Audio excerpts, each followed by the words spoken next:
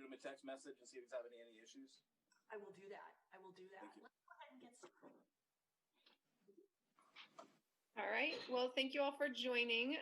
You have permission to record individually. Also, this is being broadcast live on TVW and will be recorded and available there later today. Washington Hospitality Association President and CEO Anthony Antone will be joined today by legislators from all four corners to discuss the need for immediate relief for the hospitality industry. After their remarks, they will be taking questions briefly, so please indicate if you would like to ask a question via the chat, and we will call on you in order. With that, here is Anthony Antone. Thanks, everyone, for joining us today. I think the time has come where we really need to start rallying our state to work together and start finding solutions together moving forward during this pandemic. And hopefully we can be a start of that conversation moving forward and continue to do great things together. I think you all know that the hospitality industry has been hanging by a thread. Before this latest shutdown, we were estimating that 35% of our state's hospitality businesses would close permanently. And this recent closure is only going to make that number worse. We also understand that there's a troubling rise in cases and that our governor has to make tough decisions, and that those decisions do have an impact on our economy. At the same time, we are proud of our safety record in our industry. The investment and commitment of our team members and our small businesses across the state has been impressive. And by working together over the summer, we've shown the rest of the country just what safety can be and how safe we can make our communities and moving forward. We are closed right now, and this has been a tough year for our main streets and our industry. And we all know that our industry is in great need of relief. We appreciate the governor's $70 million in grants that he announced, but we also know that that's just a start. The $70 million, while a big number, is simply only 2 days of a 40-day shutdown in covering what's going on in industry revenue. We estimate that this 4-week shutdown will cost restaurants alone around $800 million in labor and hard costs. And those are things we'd love to see work together on. How do we treat our employees and how do we reopen main streets moving forward? Hotels have been hit even harder with over a 70% drop in revenue and people suggesting foreclosure numbers at almost 50% of the state's hotels without federal relief. So we know we have to come together, and we know that this is not going to happen with one party or another party or the left side of the state or the right side of the state. What we're hoping to do is start today to work together with fresh eyes and make a plea for a conversation of how can we find the right way in Washington for us to come together with solutions. We are so grateful today to be joined by 4 legislators from every corner of the state, from both parties, from both caucuses, as a symbol of where we can start together. I'd also remind everyone out there that our industry on the restaurant side is key to also our community's recovery overall. 96% of everything you spend in a restaurant goes right back into our communities, right back into wages, right back into that rich cultural setting and diversity setting, and those things that make us love our main streets and love our communities. And so with that, I want to welcome the 4 legislators we have with us today. And I'd like to turn it over to Senator Karen Kaiser from Des Moines. Thank you, Anthony. Thank you so much for your leadership. I'm Senator Karen Kaiser, and I am chair of the Senate Labor and Commerce Committee, and I represent the 33rd District, which includes SeaTac Airport. And the hospitality industry, as you know, has been hit the hardest of any industry so far. And around my community, the airport, it has been especially difficult. We have had tens of thousands of people unemployed from their jobs as waitresses and waiters and cooks and janitors and restaurant managers and hotel managers and housekeepers and at the hotels. And they are really hurting. They are close to running out of their unemployment benefits because of this long pandemic that they're suffering. And even with unemployment benefits, they only get a 40% wage replacement or thereabouts.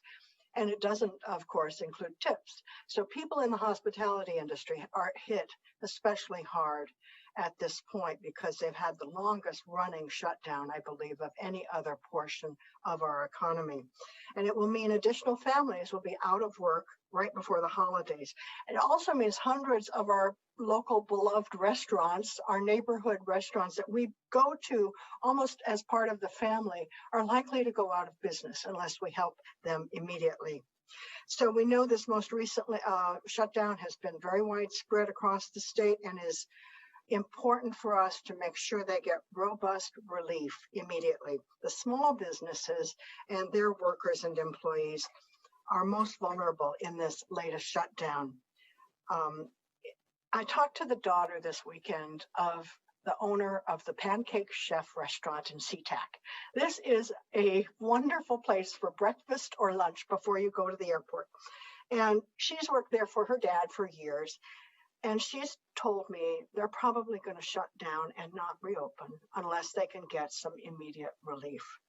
So for every day we wait, for every day that doesn't get some help to these small businesses and the hospitality industry, we're going to have people's holidays ruined, their dreams ruined, and they'll lose their jobs. And because they've already used up their unemployment, they're going to have a real problem accessing benefits.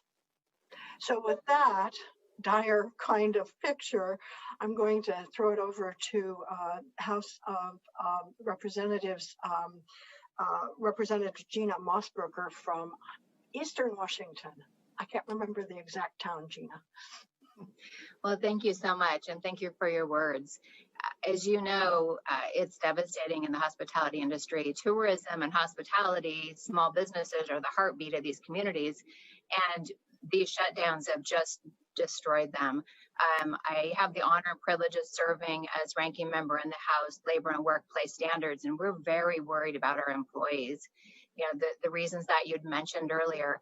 I have over 25 years in the hospitality industry and tourism, and I've never seen anything like it.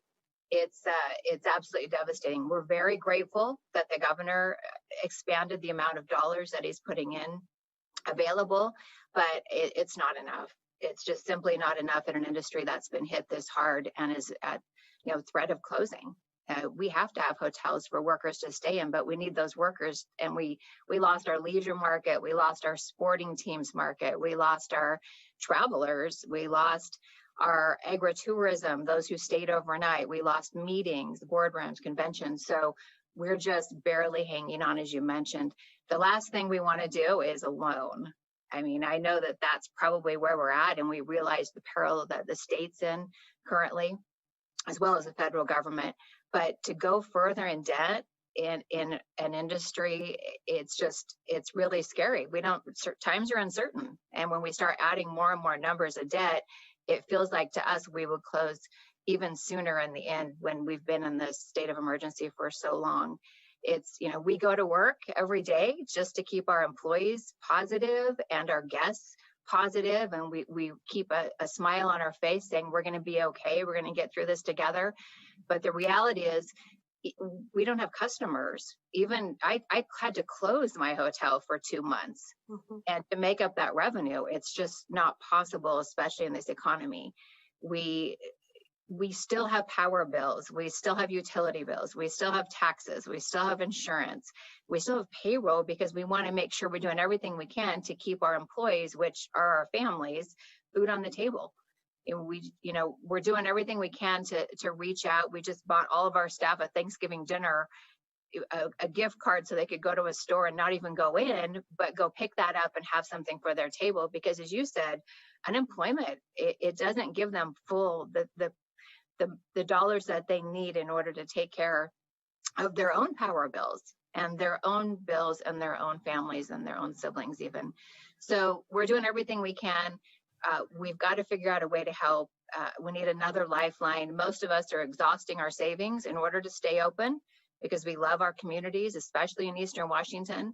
Our employees don't have the opportunity to just go get another job because there's not another job available, especially in small towns in Eastern Washington. So we're just reaching out. I'm very grateful to be part of this conversation. This is my livelihood. This is my life. My family's been in business 50 years, and we're in business to keep our community together, to make sure that when our students and our family graduate from high school, they can stay because they have a job and they can have grandkids and bring them to our house eventually after COVID again. So just really grateful to be part of the conversation. We've got to do more. We don't have enough. Look around your own districts, look around your own area, the state of Washington. There's a lot of open storefronts. These restaurants are just suffering. To go isn't making it for them. So just pleading for help and happy to be part of solutions. I think there's things that we can do to make it easier for the hospitality industry and tourism as a whole in Washington state. So Senator Shelley Short, I'd love to hear your thoughts. Thank you, Representative Mosbacher. It's really great to hear from you. And, you know, I just need to echo that the hardest thing of the pandemic, you know, just watching our small businesses struggle is just the anguish that they've had. But they've also had pride to be able to, you know, to rise up and to put the safety protocols in place and be a partner with the state and their communities so that people feel safe, you know, when they come into their restaurants, come into their businesses. And they have absolutely been committed. I have been amazed to see these businesses who are struggling still step up and try to be a partner in our community. You know, they're committed, as we've all talked about. It's not just a business, it's a livelihood, but it's a way of life, and it's also a part of the community that we see. You know, we've all had those phone calls where, you know, you're on the phone with them and they're despondent. And when I think as a legislator going into session, I think it's incumbent upon us to set aside maybe some of our own personal priorities to really think, how can we help people through such an unprecedented time as this one, and really dig deep. And Anthony, I'm glad you said come together, because together, even though it's messy at times, these are the kinds of things that really produce the best results. To come together and to look at ways that we can continue to fund and help, and really need to do so urgently. I think waiting until January will be too long. I think there is CARES funds that can be used right now to, I think, even better aid. And I think we need to step forward and do things, the emergent things that need to be done. And then look at what can we do in the near term to continue to make sure that folks are okay. And I look forward to working with my colleagues to do this. You know, when you think of our small businesses, they're partners with the state. You know, they have provided unprecedented revenue through their business and their times to allow the state to fund education, to do the things that are important. I mean, they're the reason that we have been able to, you know, really, we've seen unprecedented growth in our state budget. And I think it's incumbent upon us to step up and do our part, and to recognize that in partnership, that's a 50-50, you know, proposition. You all have done great things to allow us to do the important things the state of Washington needs to do. And so it's time for us to step up and do the same. We look at our budget, we know, at least I believe right now, you know, with the revenue forecast and the caseload forecast, we may have an ability to do things we hadn't thought about even 6 months ago because of the way things are. So I am willing and ready to stand with my Democratic colleagues and look for things that we can do right now to aid our hospitality industry and the businesses in my community and all across the state. Thank you. Representative Springer. Well, thank you for giving me the opportunity to join you today. Good to see you, Shelley. Good to see you, Karen and Gina. By the way, Shelley, Mom's doing fine. Shelley represents my family in Eastern Washington. So, so my colleagues here have certainly done a good job at laying out just how grim the situation is for the hospitality industry. It is the industry I have been in with my wife for the last 40 years. in the retail and wine bar business and restaurant business. So I understand it. I feel it. It's personal. We talk a lot about small restaurants, large restaurants, hotels. There's an industry group in the hospitality industry that sometimes gets overlooked, and they are literally almost non-existent at this point, and that's those people who do catering. I've got a couple of caterers in my district who simply have not had a single order since February. And how in the world they will survive is beyond me. So we do have a real struggle here. What I'd like to focus on for a moment or two is some sense of optimism that's born out of the degree to which those of us who sort of led a business recovery effort in the early days of the pandemic experienced in working with the governor's office. Gina led the group in the House. In the Republican caucus. I led the group in the House Democratic caucus. We worked pretty closely with the governor's office to try and craft public health protocols that would allow certain segments of our business community in general to reopen if they were able to meet those safe protocols and get them back on the job. That was relatively successful for some portions of our business community, like home construction, auto sales, landscaping, commercial photography, specialized fitness centers, retail, if again, certain protocols were met. And we all worked together to try and figure out how best to get those businesses at least some semblance of normalcy. That was helpful. It worked. We're at a spot now where we had hoped back then we wouldn't be, that the protocols and the sacrifices that we hoped people would make would get us out of this. We're not there yet. And the thing I feared the most back then was a second shutdown, which is kind of where we are right now. But because we were able to find ways to get certain industry segments back on their feet, at least to some degree, I'm cautiously optimistic that we can do it again. The hospitality industry is nothing if not tenacious. When you spend 40 or 50 years of your life working in a business that provides you about a 4% margin, you've got some backbone because you have to. So, I think that industry will work hard at trying to figure out a way to survive.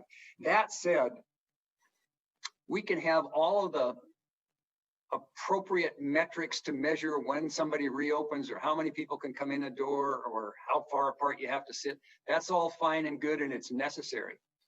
But at the end of the day, we need financial support. And that's clearly what everybody has said here. And it's difficult to, as a legislator and as part of our budget team, it's difficult to know what the level of that support needs to be effective. I kind of operate on the operating supposition that whatever number we come up with, it's probably inadequate, but we'll do the best we can. That said, it is imperative that if the appropriate financial support is going to be made available for this industry and others, Congress and the White House and what's going on in DC has got to step up. There is no amount of state revenue that will come anywhere close to the kind of financial needs this industry has. The governor just announced $135 million last week. That's all federal money. That's not state money. That's all CARES money. And that's spread out over many industries, not just the hospitality industry. So I think on day one of the 2021 session, one of the highest priorities I know for our budget team, because we're already working on it, is what can we do at the state level to provide some modicum of financial support for industry sectors and especially the hospitality industry. So we're not out of this. We got a lot of work to do. But I've known the people in this business for years, and I have faith in them. Gina will make her hotel work, and I'll make my wine store work. Legislators, I can't thank you enough for your commitment to help hospitality and the main streets and the small businesses in your area. And we did want to open this up to any press questions we do have, but what we're hoping to do to start today is legislators like this who have these connections across our state, across party lines, calling on all their colleagues to start working together now, because we know these things will be challenging and we know these things will be difficult. And we can't afford to wait months and months in negotiations before we can get relief to people who've honestly running out of cash as we speak. And so your commitment to willing to help us figure out how to do this together and come together, I appreciate it very much. With that, Nikki, is there any questions in the chat room from our friends in the press corps? Yes, we've got a question from Jerry Cornfield first. Jerry?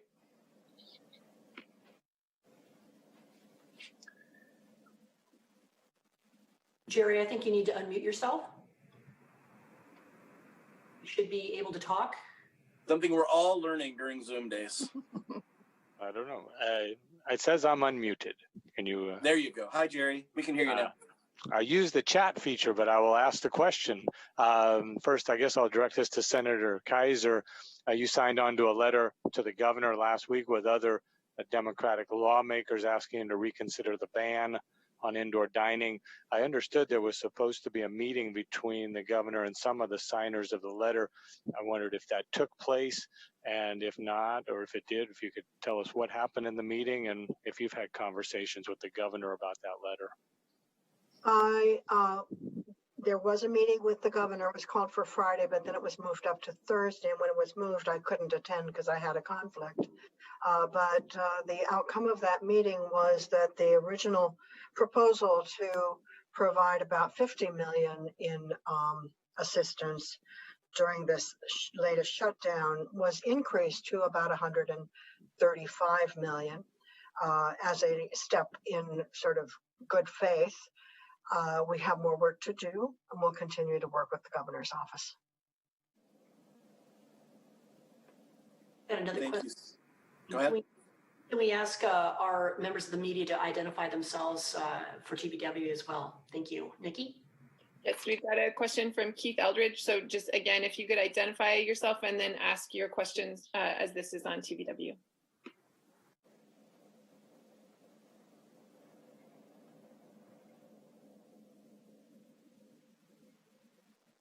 Yeah, this is Keith Eldridge with Como TV. The question I have is Senator Short and others in the Republican caucus have long been calling for a special session. It sounds like there's urgency now. She asked, can't wait till January. What are the possibility of Democrats joining in the call for a special session? So I guess I'll start. We have not talked in any realistic way at this point about a special session. There's nothing that prevents the governor from calling one if he thinks that's a reasonable thing to do.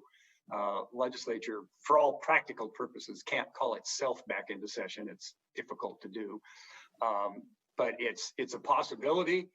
Whether that buys time is probably a question. If we came back in after the holidays and it's in the middle of December and you pass some piece of legislation, whether that money would go out, a week early, a month early, I don't know the answer to that question.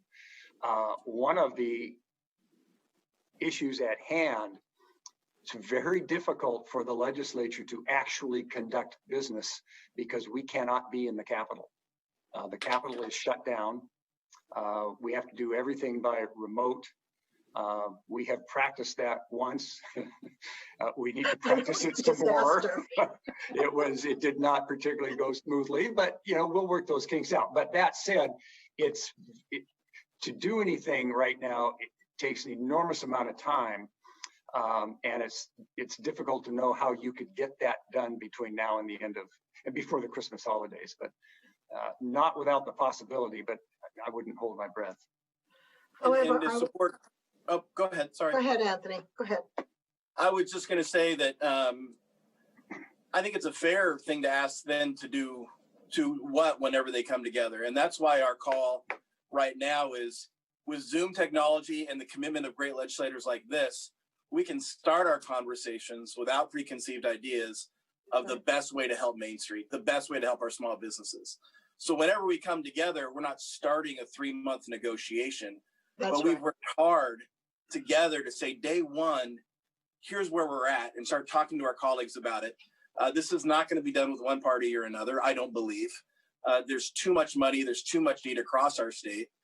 And so what we're hoping to do is start this conversation today, facilitate good folks like this talking about what would relief look like, and how do Senate Ds and Rs come together, and how do House Ds and Rs come together? How's the House and Senate come together in a way that reminds our goal is to save the vibrance and cultural richness of our communities that hospitality provides. And so I think whenever we get together, if we just start the conversation then, we're not going to move quick enough. We need to start now, and we don't need a special session to start those conversations. We can start having those today, and start coming together now on ideas how to do that. Senator, I didn't mean to cut you off, but I just want to set that. It's perfect setup. Thank you, Anthony, because in fact, those conversations are underway.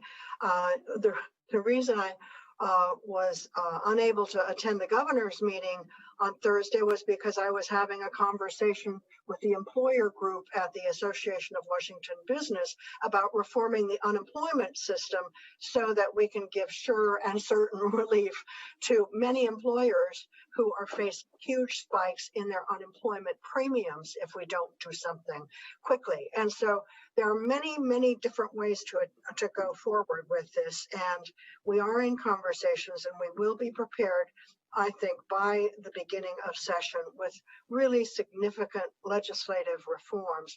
In the meantime, I would ask Congress to do their job too, because there is the ability at the federal level to provide immediate funding through the HEROES Act or any other approach that they can take for this particular crisis that our whole country is in right now. We're not alone in this, and it really does take a federal response. We can't carry everything on the state dime. We have to have federal partners. Our next question is from Joseph O'Sullivan. Oh, could I? Oh, yeah, I'm sorry. Actually, could I add? No, not a problem. Just really appreciate what my colleagues have said, but I think it is still incumbent upon us to start now. And I know there are discussions, but I don't know how many of those are bipartisan discussions between the House and Senate or between members of each House. I think as we would do, I was first elected and went through the Great Recession when Governor Gregoire was in. And the times that we had to act for supplemental budgets and other reasons, boy, we were doing that work right away. Sometimes in special sessions, sometimes the very beginning of the regular session.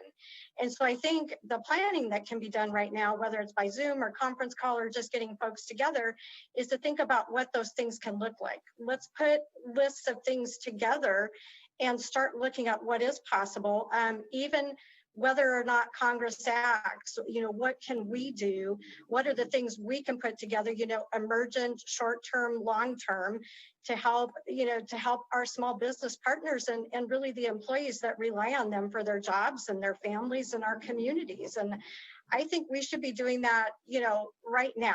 Not waiting until January. And so I would hope, I would welcome those conversations. I've been part of an economic recovery task force with Senator Frocht. He's chaired it. And the goal of that committee was really to learn from folks what the impacts were and maybe what kinds of things we need to consider. Now, that's going to be reported to the legislature, and I don't think we need something that formal to have those conversations, but we should. We shouldn't just wait for Congress to act. Nikki, I want to add also that it's imperative that we do something now. Wintertime for the hospitality industry is slow anyway. And the fact that we won't have revenue coming in, we have an appetite, even in this conversation here, for bipartisan fix, for a solution, a bipartisan piece of legislation that we would argue that if we could do it in a special session, even a very organized agenda, quick special session, then we could be a lifeline for those hotels and hospitality restaurants industry in order to make it to January. January is a long time when you're looking at zero revenue or minimal revenue, but still having those absolute high operating costs that are hitting us every single month. So we do want to be part of the conversation. We want to be as soon as possible We want to be the voice for the people we serve. Business is not a partisan issue. And this is an emergency. Special sessions for emergencies. This is an emergency, the economic drivers that keep our state going. So I would argue if it was an organized short session, you would find agreement in order to be a lifeline. But as you know, Gina, there's no such thing as an organized short session. Any session called goes up to 30 days. So we could find a time limit. Agreement. I think we could agree on what's in that session.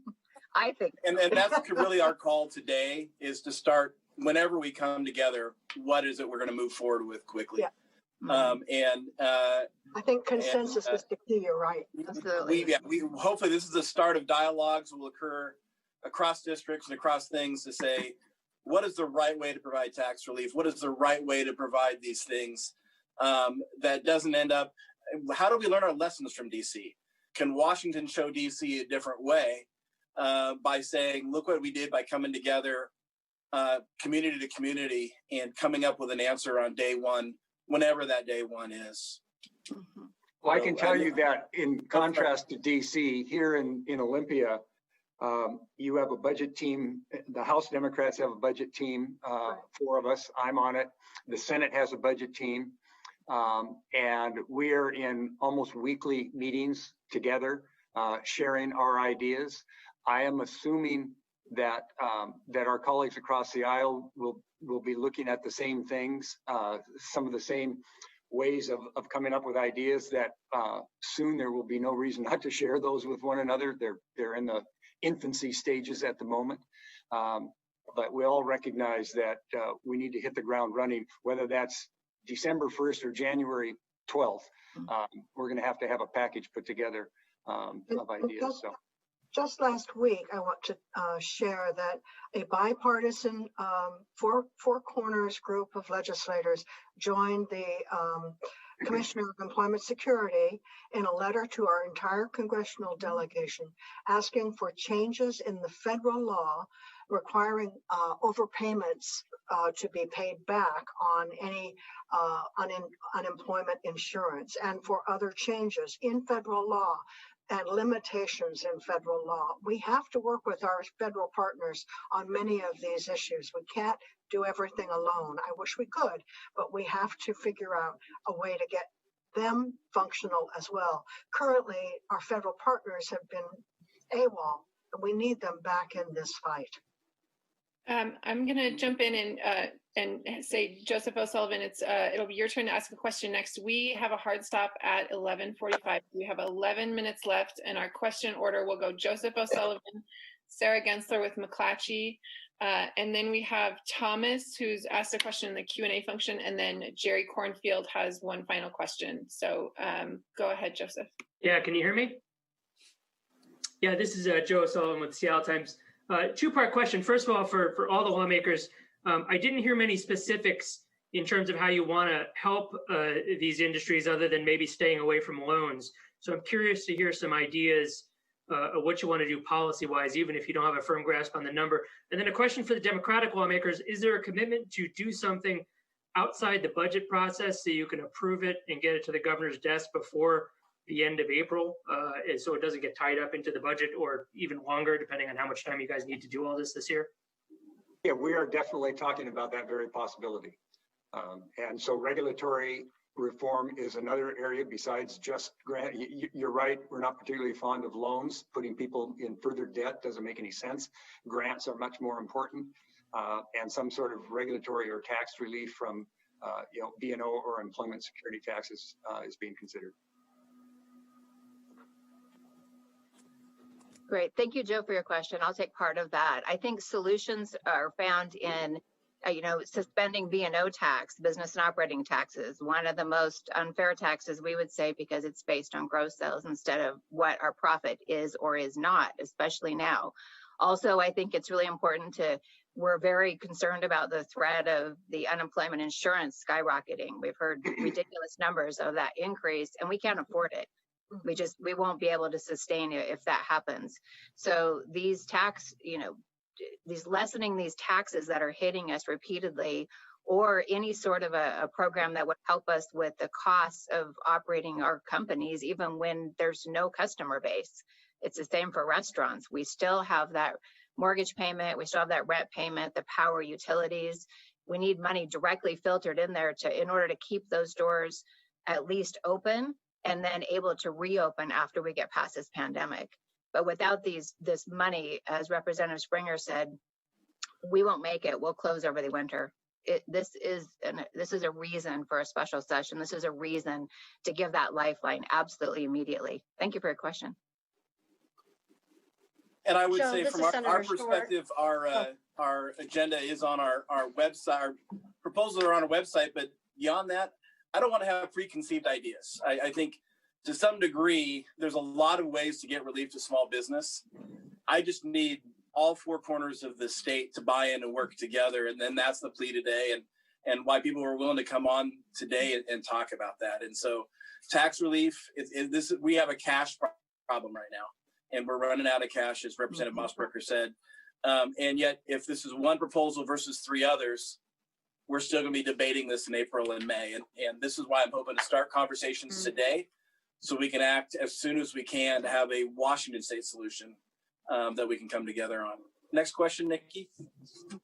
Yep, we've got Sarah Gensler with McClatchy, and we have about 8 minutes left. We can push a little bit longer, but just to time check. Yep. All right, Anthony, you mentioned, I think, that it was estimated a 4-week shutdown would cost restaurants alone $800 million. Is that right? Correct.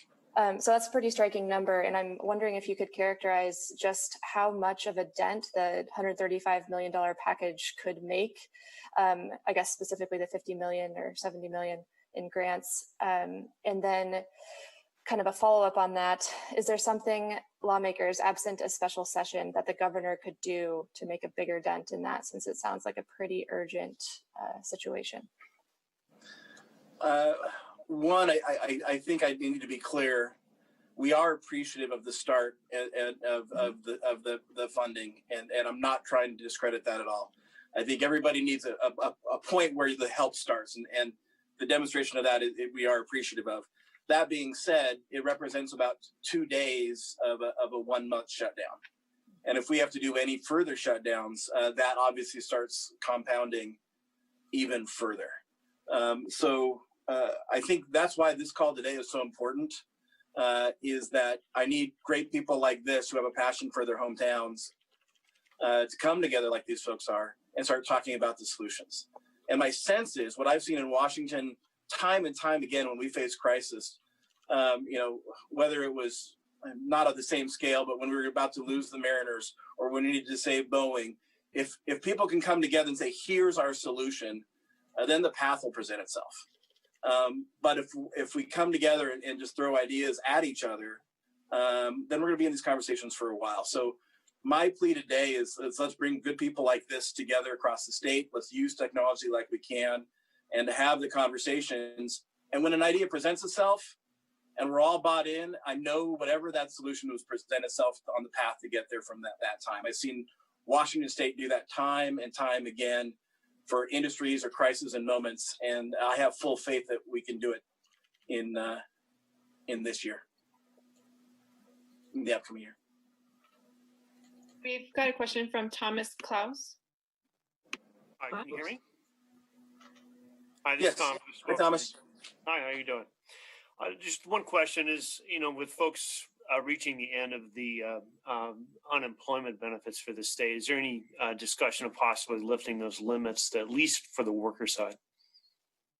Thank you for that question. Yes, it is a real problem. I was discussing that this weekend with my friend who has been on unemployment, and then she went back to work, and she was going to have to go back on unemployment, but she doesn't know how many weeks she has left in the benefit year. As you know, we get up to 39 weeks in a benefit year, and that is whenever you applied for the benefit as your year, 12 months. We need to look at that benefit year limitation, because with this episodic shutdown situation we're having, it makes it very difficult for people to even access unemployment benefits after they've already had their claim expire. Well, So and I'd Nikki just Cornyn, like to add in there, okay, I'd please. just like to add in there, there have been times in the past where that is exactly what has been done. Again, going back to the Great Recession, Governor Gregoire and the teams that were in place there certainly recognized that there needed to be continuing, benefits. And I think as long as they're tied to the pandemic, we've seen a lot of people lose their jobs, be off their work, lose hours. Certainly it needs to be a part of the equation. Nikki, do we have time for one more question before we hit our hard cap? Yep, we've got Jerry Cornfield, and then we do have a follow-up from Sarah Gensler. So if we might be able to go just a couple minutes long. So Jerry, go ahead. Well, I know that we lose we have to hard stop at 11:45. So We'll be able to this question is for Senator Kaiser and Representative Springer. I just wonder if you could respond. Working Washington, a pro-worker organization you're both familiar with, has said that the Washington Hospitality Association is asking the state to put restaurant workers' lives on the line. Their comments are divisive, misleading, wildly irresponsible, but you are on the line with them today. So I guess, could you respond to their criticisms of the association's approach and the ask to lift the ban on indoor dining? And do you think restaurants are a driving force in the number of COVID cases and infections in this state right now? I don't have the science to tell you whether or not restaurants are a driving force, but I do know that we're having a terrible spike. In my South King County area, our positivity rate is now over 10%. It is dangerous for anybody to go out into the community at any level at this point with that kind of positivity rate. And I know over in Yakima, positivity rate is up again. So we have a real public health crisis, and we all have to work together. And that, in my view, means that we need to open these conversations, as Anthony said, to talk with the governor some more, to talk to other legislators, and to come to consensus on what we can do day one of the regular session.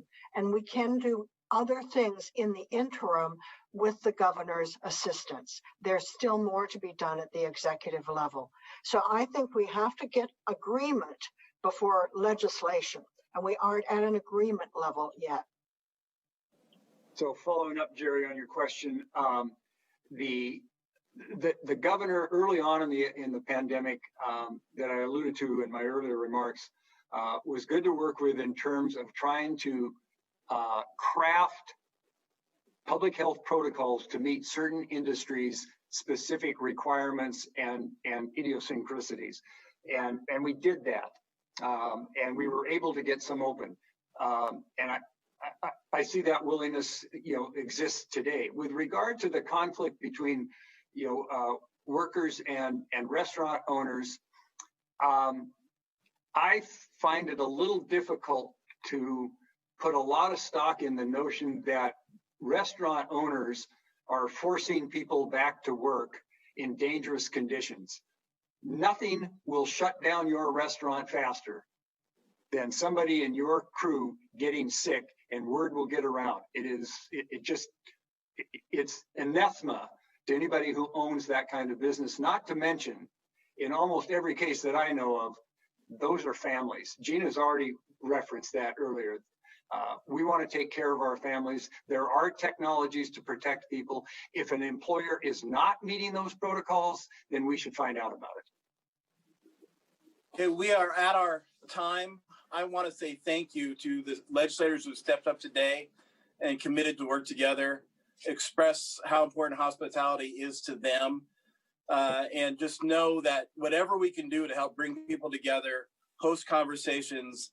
If hospitalities can't bring people together, even via Zoom, to talk about how to help and save our communities, then we're all in trouble. So please count on us to work with you.